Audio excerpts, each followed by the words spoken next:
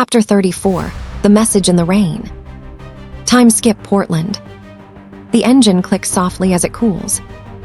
Rain taps lightly against the windshield, steady, quiet, almost too calm. Neither of them move right away. Alice's hand is still on the door handle. It's trembling. Not violently. Just enough. Enough that she notices it. Enough that Steve notices it. He turns his head slightly, watching her, not pushing, not rushing. Just there. Alisa. She exhales shakily, like she's trying to steady something deeper than nerves. "I'm fine," she says automatically. Steve doesn't call it out. He just reaches over. His hand covers hers. Warm, solid, grounding. She stills for half a second. Then the tremor comes back, but stronger. Steve opens his door, steps out, then circles the car without a word. The rain immediately starts soaking into his jacket, but he doesn't care. He opens her door. Alisa doesn't look at him. She's staring straight ahead. Like if she looks at him, this becomes real. Steve crouches slightly so he's in her line of sight. "Hey!" That does it. Her composure cracks, not fully but enough. He reaches for her and pulls her into a hug. At first, she's stiff. Then she folds. Her hands grip the back of his jacket, like she needs something real to anchor to. Steve holds her tighter. Firm, protective. "It's okay," he murmurs. "Not you're okay. Not this is fine. Just, it's okay." Because it isn't, and he knows it. Time skip, a few minutes later. Alice's voice is quieter now, rough. "I thought I was the only one." Steve doesn't respond immediately. He remembers the books. The drawings. The bloodlines. The extinction-level weight of what a Grimm is. "If Monroe's right," she continues, pulling back slightly, "then whoever did that." She stops.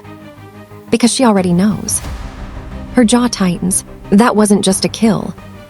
Steve watches her carefully. What was it? Her eyes flick up to his. There's something sharp in them now. Recognition and fear. A message. They finally move. Boots hitting wet pavement. The sky hangs low. Gray and heavy, like Portland itself is holding its breath. The location, Monroe, scent sits ahead. Police tape flutters in the wind. But it's already been disturbed. Of course it has. As they get closer, Steve feels it first. Not something he can name. Just wrong. Too quiet. No birds. No distant traffic hum. Just rain and something else underneath it. Alisa slows.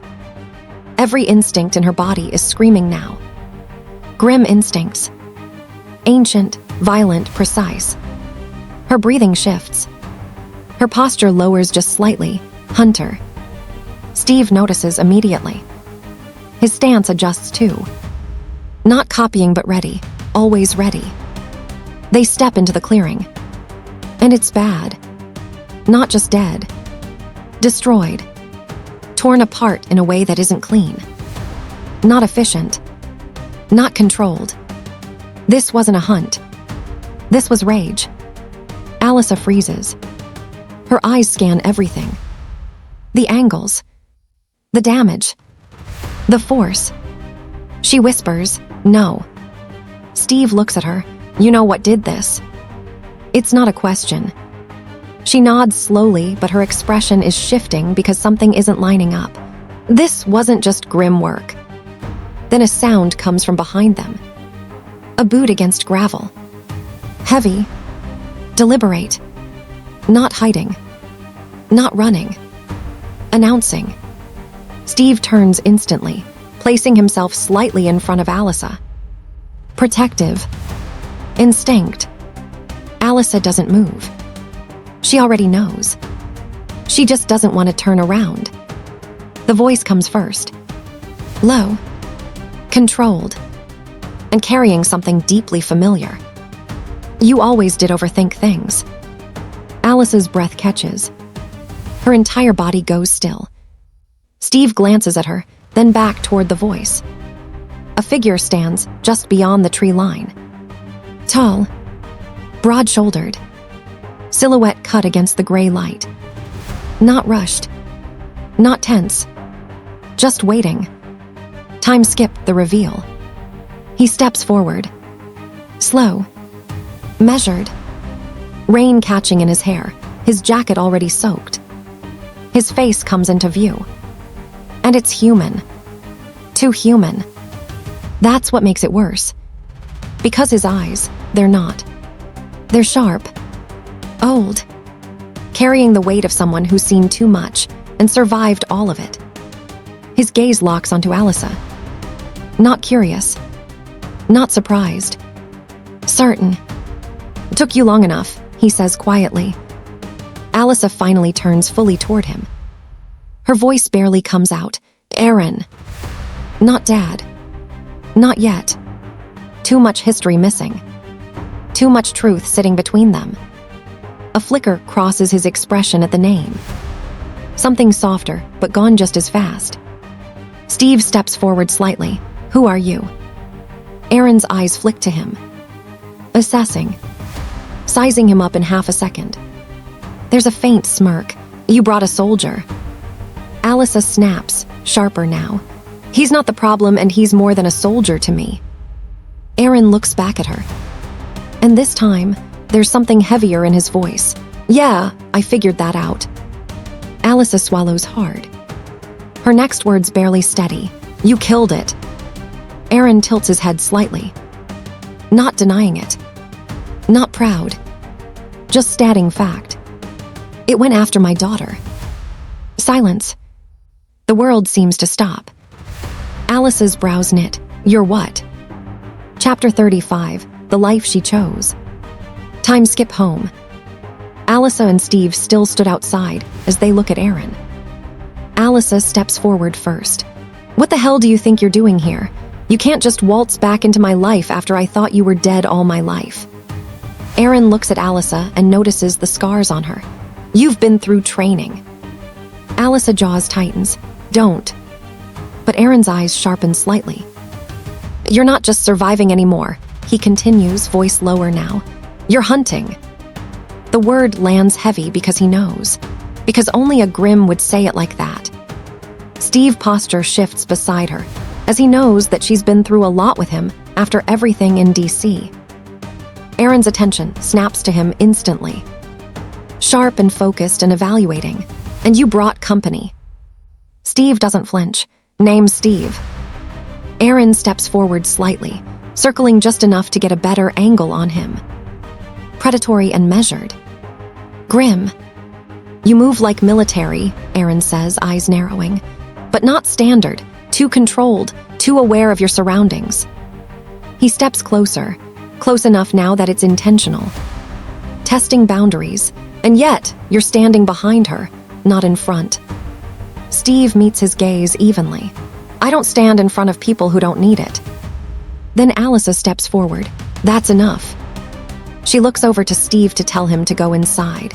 She'll be in a moment before looking back at Aaron. You don't get to stand here and question him like you have any say in my life, she says.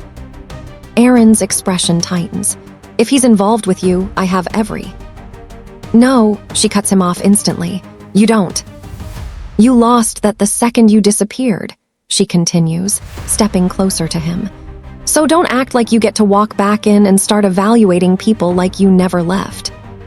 Aaron studies her again, but this time, there's something else there. Not just assessment, realization.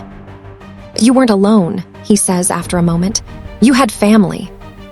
Alisa lets out a quiet breath. Not angry, not defensive. I had Alina, she says, and Jeremy. Her voice steadies. I had people who loved me. Her flicked towards the door, then back at Aaron. And I built a life. Monroe, Bud, the world she chose. Then her gaze snaps back to Aaron, sharper. But I still grew up thinking you were gone. That lands harder than anger ever could. You weren't there, she continues, quieter now but more cutting. For any of it. Aaron looks at the door, then back at Alisa. You trust him, Aaron says. Alisa doesn't hesitate. Yes. Aaron looks at her for a moment before Alisa speaks up again. I want you to leave. My house and my life again. I already have a life I want here. Aaron looks at her for a moment before leaving. Alisa lets out a sigh after he left, and she steps inside. Chapter 36, The Sanctuary in the Spice Shop. Time skips Spice Shop, a week later. The bell above the door gives a soft, delicate chime as it opens.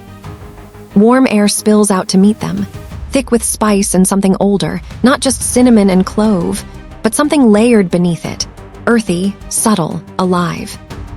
Alisa steps in first and immediately stills. Her Grimm instincts don't spike. They hum. Different from danger. Different from a hunt. This feels quietly supernatural. Her eyes move slowly across the shop rows of glass jars, labeled in neat handwriting, bundles of dried herbs hanging from wooden beams, mortars and pestles worn from years of use. Steve follows in behind her, letting the door shut with a soft click. His gaze sweeps automatically, corners, exits, reflections in glass. Then lands on her. You good? He asks quietly. Alisa nods, but her voice is low. Yeah, just this place isn't normal. Steve glances around again, then deadpans. Yeah, I picked up on that. From the back, a familiar voice cuts through. Hey, there they are. Monroe steps out, wiping his hands on a cloth, looking far too pleased with himself. Took you long enough, he adds. I was starting to think you bylaid. Alisa folds her arms. We had to make sure this wasn't a trap. Monroe scoffs. Please, if I wanted to trap you, I'd at least make it interesting. Steve smirks faintly. Good to know. Monroe gestures around the shop with a flourish. Welcome to the Spice Shop. There's pride there. Not just in the place, but in who's inside it. And right on cue, a woman steps out from the back. Soft presence. Not overwhelming. Not sharp. But there's something there. Something Alisa feels more than sees. Gentle. Warm. But not harmless. Hi, she says, offering a small, kind smile. You must be Alisa and Steve. Alisa studies her instantly. Her Grimm senses flicker and land. Vuchspo. Vox-like. Clever. Adaptable. Not built for brute force, but not weak either. There's intelligence there. Survival. And something else, control. Alisa steps forward slowly. Yeah, she says, extending her hand. Alisa. Rosalee takes it easily. No hesitation. Her grip is light but steady. Rosalee, she replies. There's a brief pause, a silent exchange. Alisa knows what she is. And Rosalee knows that Alisa knows. But instead of tension, Rosalee just smiles. Open. Unthreatened. It throws Alisa off more than aggression would have. Steve watches the interaction closely. He doesn't know what just passed between them, but he knows something did. He steps forward, offering his hand. Steve. Rosalee shakes it, her gaze briefly sharpening in curiosity. Nice to meet you. There's a subtle tilt of her head as she studies him. You don't move like most people. Steve gives a small shrug. I've been told that. Monroe cuts in quickly, clapping once. Okay, no profiling the super soldier on day one. Alice's head snaps slightly toward him. You told her. Monroe freezes for half a second. I might have mentioned some things. Alisa narrows her eyes. Monroe. Rosalee lifts a hand gently, stepping in.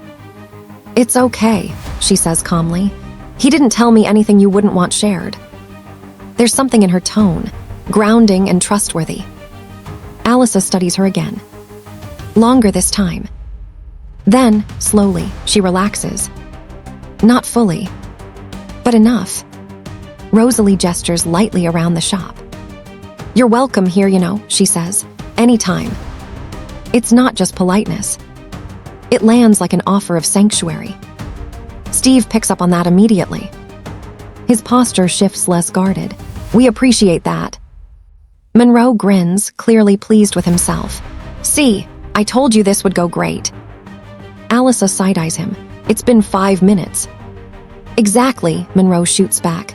Record time. Rosalee lets out a soft laugh and moves behind the counter, already reaching for a kettle. Tea, she offers. I have a blend that's calming. Alisa raises a brow. That sounds suspicious. Rosalee smirks slightly. It's not magic. Well, not that kind.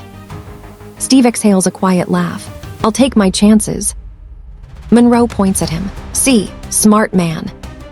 Alisa shakes her head, but there's a faint smile tugging at her lips now.